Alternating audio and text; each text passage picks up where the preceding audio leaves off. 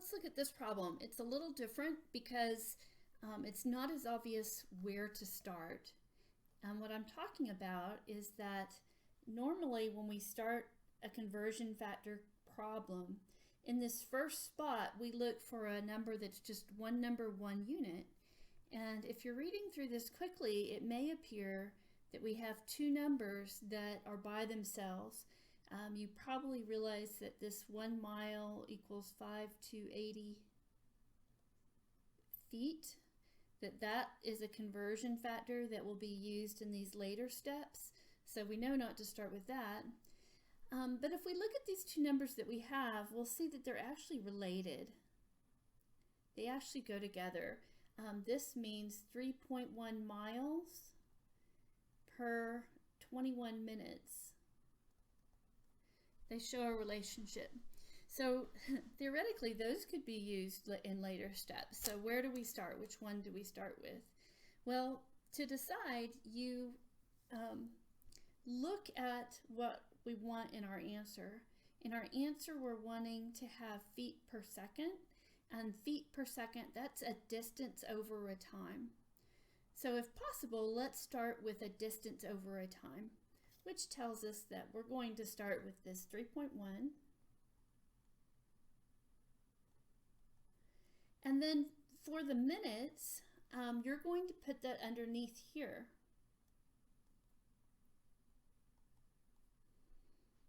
Okay, so an important thing about conversion factors is that you'll never have two numbers or units in one box. So if you're trying to do that, do not. There's only one number, one unit per box. Okay, so from there, what do we do? Well, normally we would look here at the miles and we would put that down here to get rid of miles. We don't want miles. What do we want instead of miles? Well, we want feet for our distance. So we'll put feet up there. And this is pretty much how it normally works. We do the 5,280 here. Make sure that the number stays with the correct unit. 1 mile here. Okay, and so that's good. We've eliminated the miles, and right now if we did this, we would have our answer in feet per minute. But we don't want minutes. We want to have, instead of minutes, we want seconds. So to get rid of minutes now, this is down here. And so to cancel it, I need to put minutes up here. And then I'm going to put seconds down here. And then fill this in, 60 seconds and 1 minute. And my calculator gives me